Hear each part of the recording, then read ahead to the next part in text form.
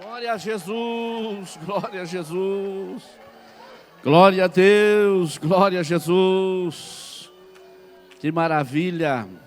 Os irmãos podem se assentarem. Oh, aleluia! Estamos aqui amparados pelo Espírito Santo. E com este exército de guerreiros e guerreiras de Deus, esse lugar está abençoado, maravilhoso. Bom é estarmos aqui, como disse Pedro, Tiago e João. Bom é estarmos na presença do Senhor. Glória a Jesus. Vamos abrir a Bíblia, Atos dos Apóstolos 4:12, que é o tema desta cruzada. Atos dos Apóstolos 4:12.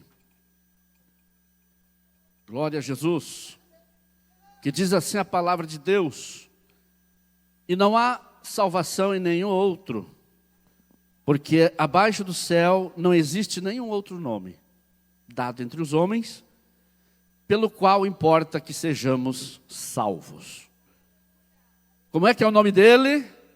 Jesus. Mais forte, como é o nome do Salvador? Jesus.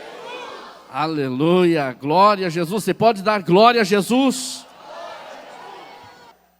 Realmente é assim, irmão. Jesus é o centro de todas as coisas. Um culto em que Jesus não é falado, não é glorificado, não é manifestado, não é culto. Um evangelho que é pregado sem Jesus estar no centro dele, não é evangelho. Jesus é o centro de todas as coisas. Por isso ele foi enviado a esta terra para realizar esta grande obra de salvação, de redenção e de regeneração. Glória a Jesus. Você que é visitante, que veio aqui a convite, você que está aqui nesta noite, terá a oportunidade de decidir a tua vida. Porque o homem, quando nasce, já nasce em pecado. Pecado original, lá do jardim.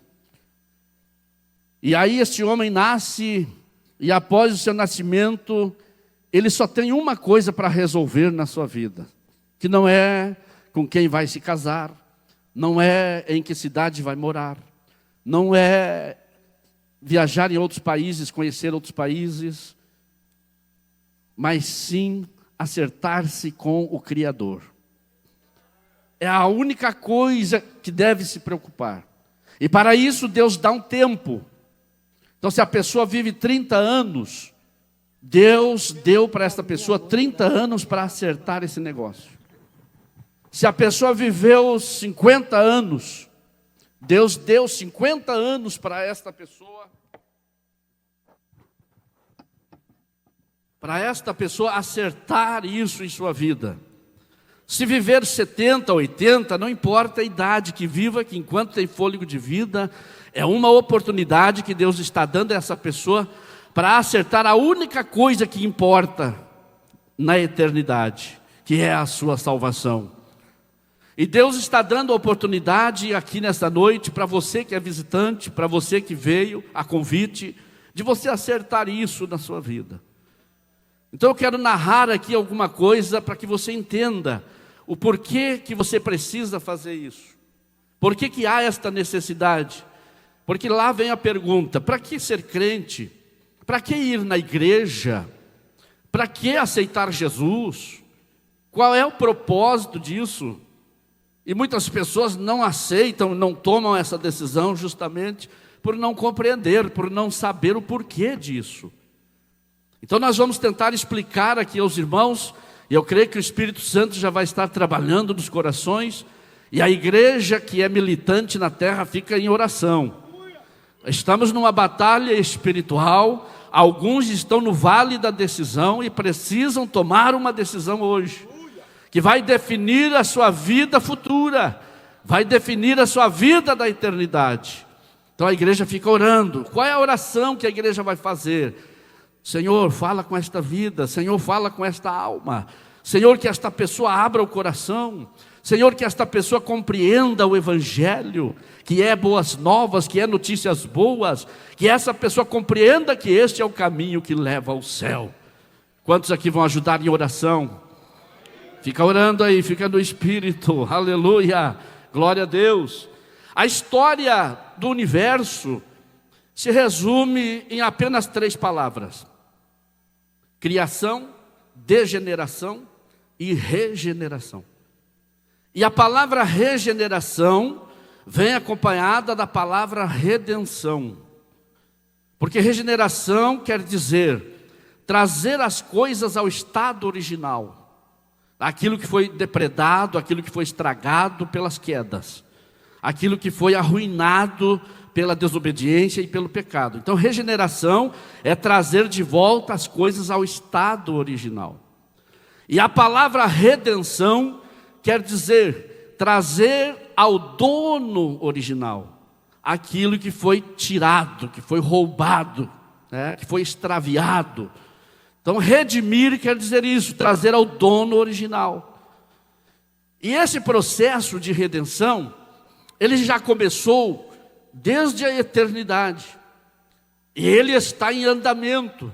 O trabalho da igreja, os músicos tocando, coral cantando, os cavalheiros cantando, os obreiros pregando, a igreja indo para as praças, caminhando nas ruas, entregando jornais, entregando o Evangelho. Isso tudo está no processo de redenção. Cada trabalho que nós fazemos, cada ação da igreja é um trabalho de redenção, ou seja, trazendo ao dono original o que foi perdido. Então, se uma alma veio hoje aqui a convite, aceitou Jesus como ontem à noite, que uma só alma venha e se entregue a Jesus, já está valendo a pena. O nosso trabalho já não é vão no Senhor, já está valendo a pena, e é mais uma alma que foi resgatada e trazida para o dono original. Quem é o dono original das almas? Jesus. Quem é o dono original das almas? E esse é o trabalho da igreja, trazer as almas que foram roubadas por Satanás, foram roubadas por ele, e elas então ingressaram no grupo da rebelião, desde o princípio. Mas Deus levanta então o seu povo, para ir em busca delas, e trazer de volta aos caminhos do Senhor. O trabalho de redenção está, como falei, em andamento. Mas lá no princípio, para você entender o porquê da redenção e o porquê da regeneração, quando no princípio criou Deus os céus e a terra, Gênesis capítulo 1, verso 1. Aí você vai lá para Salmos 33 e verso 6. Ali diz, criou Deus os céus e também os seus exércitos. Quando diz ali os seus exércitos, está dizendo que Deus criou os anjos, milhares e milhares de anjos. E na hierarquia dos anjos, Deus cria eles conforme Deus estabelece. Os querubins, os arcanjos, e vai descendo. Aí vem os serafins, depois dos serafins vem os anjos comuns, como se chamam, e os anjos mensageiros, como Gabriel, que é o anjo mensageiro. Ele apareceu a Daniel, ele apareceu a Maria, já vamos falar isso daqui a pouco. Ele apareceu a Maria, trazendo mensagem de Deus. Então Deus cria agora milhares de anjos, e cada um Deus dá uma função. O arcanjo Miguel, a palavra arque quer dizer chefe. Então o arcanjo Miguel quer dizer anjo-chefe. E ele agora é o chefe dos exércitos do céu, dos exércitos de guerra de Deus. Tanto é que você vai ler no livro de Daniel, que quando Gabriel, mensageiro, veio trazendo uma mensagem para Daniel, ele não pôde passar nos ares. Mas Daniel persistiu 21 dias de jejum e oração. E esse jejum e oração fez com que Deus liberasse esse arcanjo Miguel. Anjo poderoso, anjo cheio da glória de Deus.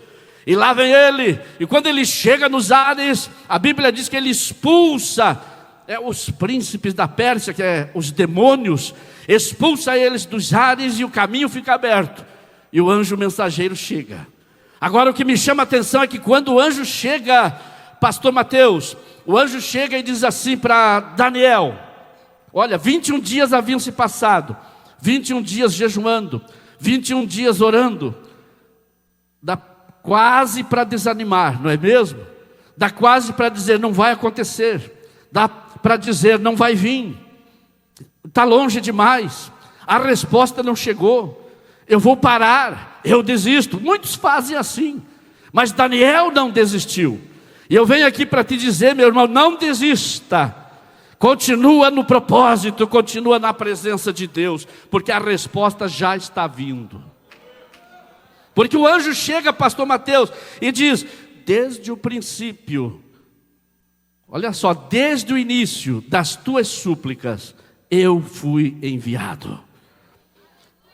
Glória a Deus. O anjo Gabriel vem trazendo uma mensagem, é impedido, mas Daniel persiste na oração e Deus manda o arcanjo Miguel. Então esses anjos estão a serviço da igreja. Hebreus 1,14 diz isso, né? Não são eles, pois, seres ministradores, que estão a serviço daqueles que hão de herdar a salvação?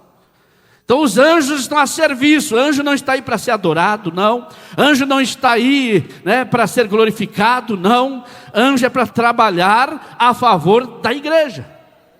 Por ordem de Deus, Deus manda anjos. Para começar, a Bíblia diz que pelo menos o crente tem um anjo ao seu redor. Eu sei que comigo aqui, irmãs da UF, pelo menos um anjo está aqui comigo no púlpito. Pelo menos um, mas eu sei que tem mais. Eu sei que tem mais. Os pastores têm mais anjos que os acompanham. Naquele acidente que o pastor Hildo passou lá perto de Toledo, há uns anos atrás, né, embora sofreram um pouco do dano, mas com certeza os anjos estavam lá ajudando a aplacar aquele acidente. O anjo do Senhor acampa-se ao redor dos que o temem e os livra, diz a palavra. Você pode dar glória a Deus por isso? Quantos livramentos Deus já te deu que você nem sabe? Uma bala perdida que vinha, o anjo só deu um toque na bala, a bala foi para o outro lado. Uma vez eu vinha vindo de uma convenção, numa avenida muito grande, no asfalto, e os meus filhos eram pequenos. Eu estava num corcelzinho que eu havia ganhado da igreja, a minha esposa do lado, os filhos atrás, não havia movimento nenhum no asfalto. Mas de repente eu olho para frente, a minha esposa estava dormindo no banco, os filhos ressonando no banco de trás. E quando eu olho para frente, vinha uma caminhoneta. E aquela caminhoneta desgovernou. Eu vi que ela começou a fazer assim. E desgovernou, 2 da tarde, o sol a pino no céu. E aí eu olho e fixo meus olhos no motorista, ele está debruçado em cima do volante. Eu não sei se ele dormiu, eu não sei se deu um problema com ele, não sei o que se desmaiou, eu não sei o que aconteceu. Eu sei que ele debruçou em cima do volante, puxou para a pista contrária e veio com tudo para cima de mim. E eu não sabia se é para a direita ou para a esquerda, mas uma coisa eu sabia dizer o nome de Jesus. Aleluia. E a caminhoneta veio como daqui, ali no irmão Orley, ali na porta, e eu gritei, Jesus! Quando eu disse Jesus, irmãos, literalmente, eu vi um raio que veio do céu. Vi com os meus olhos um raio que veio do céu. O brilho era mais forte do que o sol. E aquele raio veio e bateu naquele motorista. Tchá! E ele levantou-se assustado e puxou a caminhoneta e desviou de mim. O anjo do Senhor acampa-se ao redor dos que o temem e os livra. Abre a tua boca e dá um brado de glória a Deus. Eles estão a serviço de Deus em favor da igreja. Então, Salmos 33, verso 6, vai falar da criação desses anjos. E aí tem um anjo que eu quero falar, que é o Lúcifer. que ele foi criado ali por Deus para ser um guardião. A Bíblia mesmo diz que ele é um querubim. A palavra querube quer dizer guarda. Então querubim quer dizer anjo guarda. Deus já o criou para isso.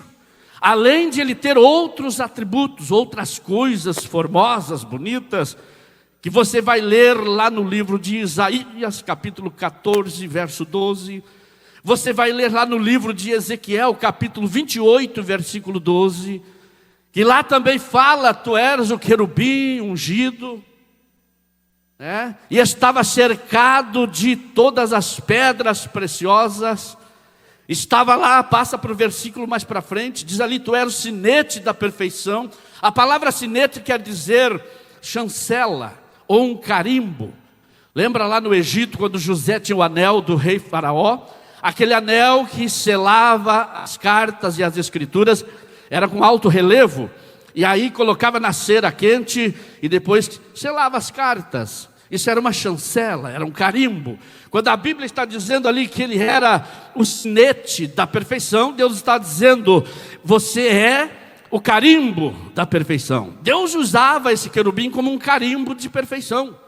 Ou seja, se alguém chegasse lá e perguntasse a Deus o que é perfeição, Deus apontaria e dizia, olha para esse ser que eu criei.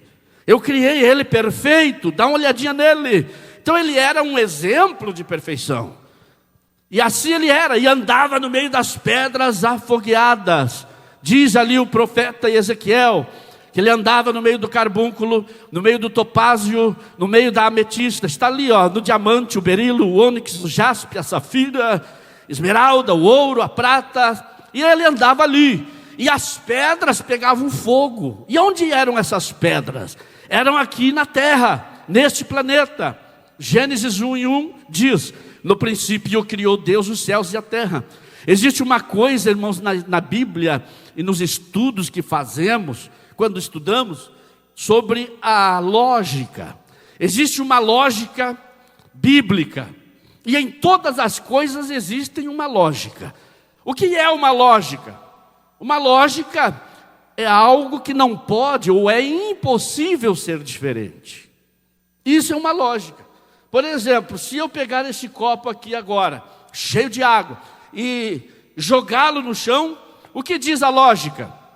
Vai dizer que esse tapete vai se molhar. Vai molhar. É uma lógica. É impossível ser diferente. Então, quando nós olhamos para a lógica bíblica, nós vemos coisas ali que é impossível não ser daquela forma. Já está estabelecido por Deus. Então vamos lá, este ser agora, que foi cheio de brilho, ele estava cheio da glória, cheio de poder, e ele vem para essa terra, no meio das pedras, que ainda não estavam soterradas, elas estavam na flor da terra, na superfície da terra. A prova disso é que estas pedras existem ainda hoje. Onde estão estas pedras? Elas estão debaixo da terra.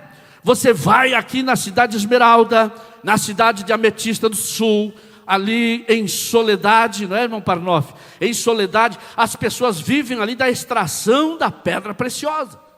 Só que estas pedras, elas não estavam soterradas como hoje. Elas estavam em cima. Aí vem a lógica de Deus, a lógica bíblica. Qual é a lógica? Deus não faz nada feio, sim ou não? Deus não faz nada feio. Deus faz algo estragado? Deus faz algo fora do lugar? Deus cria algo vazio? Não. Então por que a terra estava sem forma e vazia no verso 2 de Gênesis? E a terra estava sem forma e vazia. Por que estava esse caos? Foi por causa da queda desse ser. Porque a Bíblia vai dizer ali que ele era assim, formoso, belo, nas pedras preciosas, cheio de brilho, de glória, luz, até o dia que se achou iniquidade em si, ou em ti. Até o dia que se achou iniquidade. A iniquidade foi a causa desse ser ter caído. Mas o que é iniquidade? Iniquidade é o ser criado querer ser o que ele não foi criado para ser. Isso é iniquidade. A nação de Israel se achou em iniquidade muitas vezes, querendo ser o que não era para ser. Os países, as nações fazem coisas que não é para fazer. Pedro se achou em iniquidade algumas vezes. Jesus tratou com Pedro. Lembra quando Pedro foi lá e cortou a orelha do servo do sumo sacerdote? Lembra, irmãs? E Jesus vai e diz: Pedro, eu não te chamei para isso. Se eu quisesse, eu rogava ao Pai, e Ele mandava 12 legiões de anjos aqui. Oh, aleluia! Não te chamei para isso, isso é uma iniquidade. Embora ele estava com zelo, mas era um zelo mal orientado. Era um zelo fora do lugar. Era como Saulo arrastando as irmãs de dentro da igreja. Era como Saulo, zeloso pela lei, zeloso por Deus, zeloso pelas coisas certas, fazia errado. Estava em iniquidade. Então iniquidade é o ser criado querer ser algo que não é para ser. Aí você vai lá para Isaías 14, verso 12. Diz a palavra de Deus, põe ali, meu irmão. Como caíste do céu, ó estrela da manhã, filho da alva. Como foste lançado por terra, tu que debilitava as nações. Vai passando. Tu dizias em teu coração: eu subirei ao céu, olha aí, acima das estrelas, e de Deus me exaltarei, e exaltarei o meu trono, e no monte da congregação assentarei nas extremidades do norte. Subirei acima das alturas ou das mais altas nuvens, olha só, irmãos, e serei semelhante ao Altíssimo. Olha que falácia, porque a pessoa ou o ser para dizer que é semelhante ao Altíssimo, tem que ser no mínimo igual a Ele. E o Lúcifer esqueceu que ele não era igual a Deus. Quando Deus diz para Moisés: Moisés, vai lá e diz para Faraó: o eu sou. Então a pessoa ou o ser, irmã Rose, para dizer que é alguma coisa, não pode depender da criação de outro. Porque se depender da criação de outro, ele já não pode dizer eu sou alguma coisa. Eu mesmo aqui, pastor Eliseu, não posso dizer que sou alguma coisa. Só por 2 motivos pequenos. Esse oxigênio que eu estou respirando aqui, que eu estou respirando, não fui eu que criei. Tem um criador para esse oxigênio. E vai eu agora na minha loucura dizer: eu não dependo de Deus, porque eu sou. Deus vou tirar o oxigênio de ti. Aí para mim ser alguma coisa, eu tenho que ter poder para criar o oxigênio. Esse chão que nós pisamos, a terra criada por Deus, é outra coisa. Como é que eu posso dizer eu sou alguma coisa se eu dependo dessa terra para pisar? Que foi Deus, foi outro que criou, não fui eu. E eu não tenho poder de criar um pó, nem um grãozinho de nada. Como eu posso dizer que sou alguma coisa? Agora Deus vem para Moisés, diz: vai lá e diz para eles que eu sou. Aleluia. Levante a mão e dá glória a Deus. Vai lá e diz para eles que eu sou. Eu sou quer dizer eu causo. Eu sou quer dizer existente por mim mesmo. E Deus está aqui essa noite dizendo para ti que Ele pode, e Ele vai se adequar à tua situação hoje. É cura? Ele vai vir curar. É batismo com o Espírito Santo, irmão José, Ele vai vir batizar, aleluia. É compreensão da palavra, Ele vai te dar compreensão da palavra. Seja o que for, Deus tem poder para dar. O mínimo que Deus tem para mim e para você é o dobro. Jó 42:10, põe ali. O mínimo que Deus tem para nós é o dobro. Oh, aleluia, eu sinto a presença de Deus aqui. Enquanto Jó orava por seus amigos, diz a palavra de Deus, que Deus veio e mudou a sorte de Jó, e lhe deu o dobro. Não sou eu que estou falando, é a palavra de Deus que está falando. Deus já tem o dobro preparado. Quando Adão pecou lá no Éden, veio o segundo Adão, Jesus, o dobro. Quando Jesus veio na terra, não veio sozinho, irmão Maurício, veio também a palavra, o dobro. Quando veio o Espírito Santo e desceu sobre a igreja, o Espírito Santo não veio sozinho, veio também o poder. Veio o dobro, mas recebereis poder. Atos 1:8. Ao descer sobre vós, repete aí, ao descer sobre vós. Então o mínimo que Deus tem é o dobro. Agora, qual é o máximo que Deus tem para nós? Se o mínimo é o dobro, qual é o máximo? Efésios 3:20, põe lá. Vamos ver o máximo de Deus para nós. Ora, meu Deus, aquele que é poderoso para fazer... Aí repete, aquele que é poderoso para fazer do que pedimos ou do que pensamos, conforme o poder que opera em nós. O mínimo é o dobro e o máximo de Deus é infinitamente, porque Deus não tem limite de poder. Aleluia! Abre a boca e dá um brado de glória a Jesus. E esse Deus está aí dentro de você, aleluia! É por isso que você vai vencendo barreiras a cada dia, e Deus vai te dando vitória, e você vai de vitória em vitória. Oh, aleluia! Glória a Jesus! Então esse ser caiu, saiu da presença de Deus. Esse foi o problema, irmãos. E agora nós entramos no processo da redenção.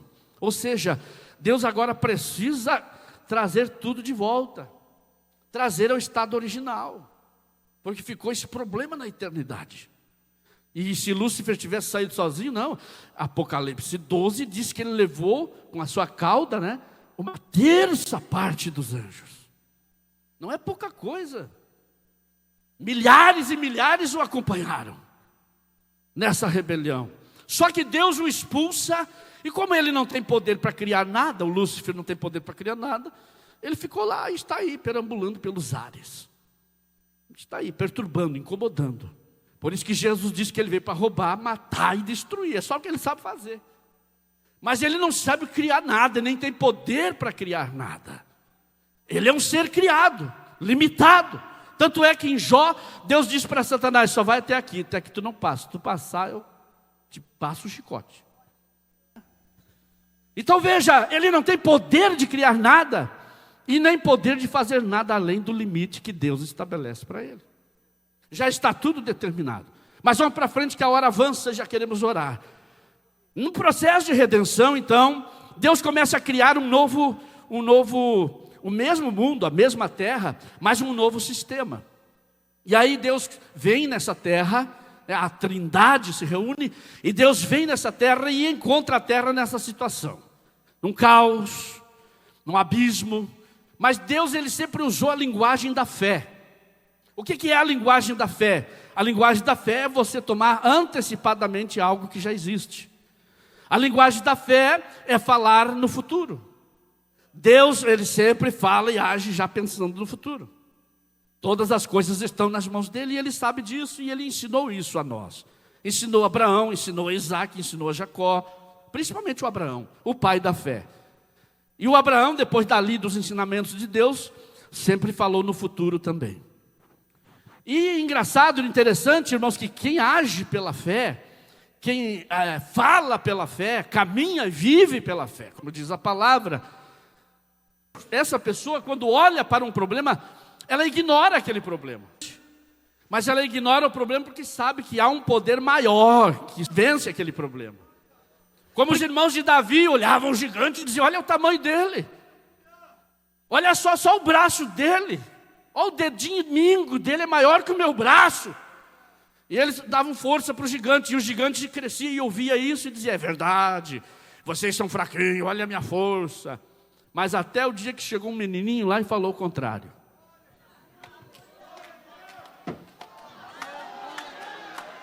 Oh, aleluia! Você não pode dar força para o caos. O menino chegou lá, olhou, viu o gigante, viu os irmãos amedrontados, o rei Saul lá fugindo. Ele olhou e gritou, mas quem é este incircunciso? Ele está achando que é grande? Ele não conhece a mão do meu Deus.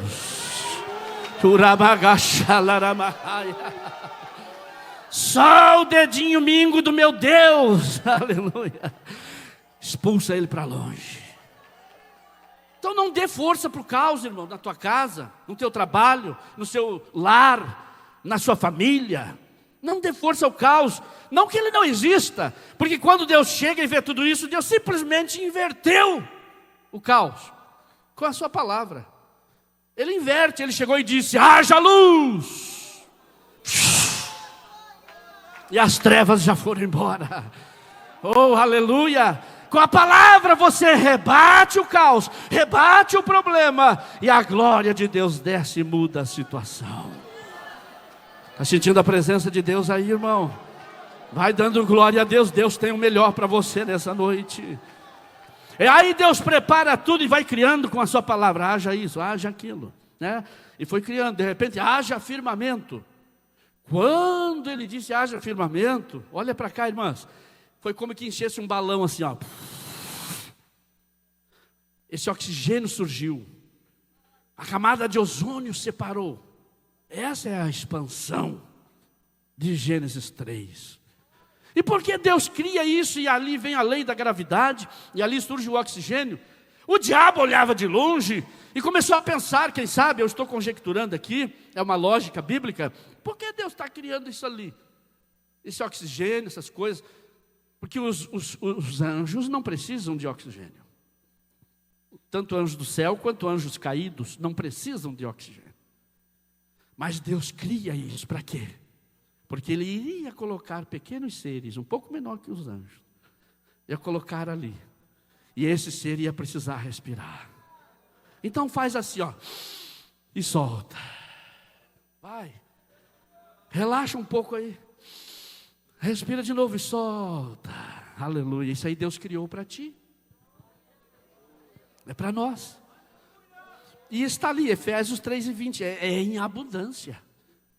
Agora respira bem rapidinho, bem rápido e bem forte, dizendo: eu vou gastar todo o oxigênio que há na terra. Tente gastar aí para você ver. Respira.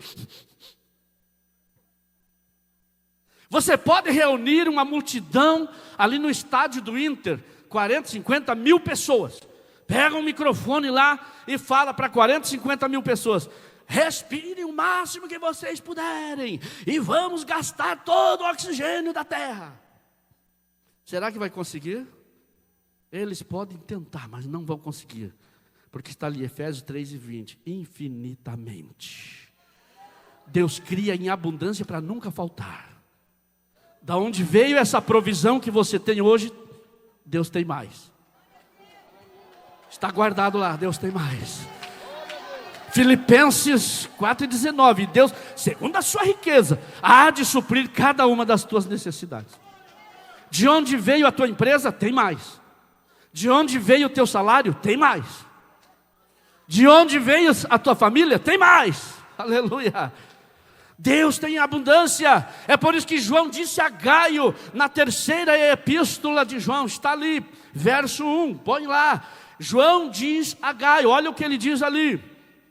Verso, terceira epístola de João, lá perto do Apocalipse. Oh, aleluia, vai dando glória a Deus, igreja. Achou terceira epístola de João, está ali. Olha só, e ele valoriza o presbitério, olha os presbíteros aí. Ao presbítero, né? Ao amado Gaio, que acima de tudo faço votos por tua prosperidade e saúde, assim como é próspera a tua alma. Então vamos lá, o que é a prosperidade da alma? Que é a maior riqueza do ser humano, que eu falei aqui no início, as tuas decisões por Jesus. Primeira riqueza da alma, prosperidade da alma, perdão de pecados. A pessoa que é perdoada por Deus dos seus pecados é a mais rica que existe no mundo. É trilionária, aleluia, tendo seus pecados perdoados, de você poder olhar no olho de alguém, chegar nos olhos de alguém e sentir-se perdoado.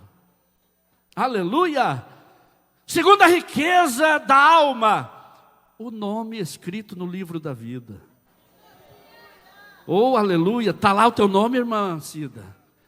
Crê que está lá? Está lá o teu nome, irmão? É lógico que é um outro nome que será dado, mas o nosso nome está lá.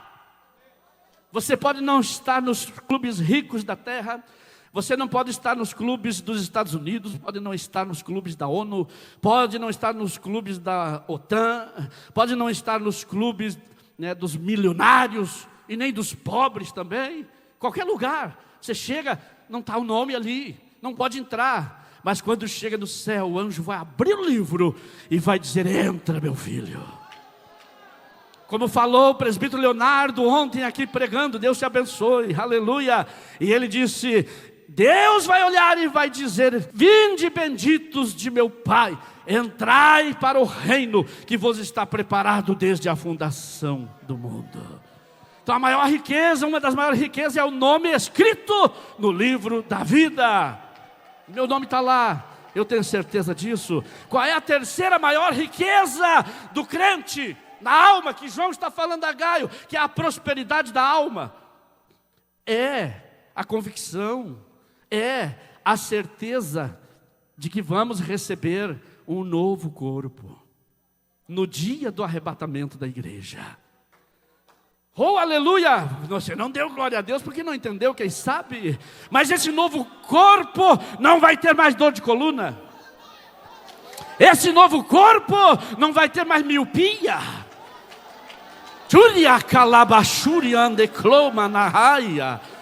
Esse novo corpo não vai ter mais câncer. Esse novo corpo não vai ter mais nenhum tipo de problema.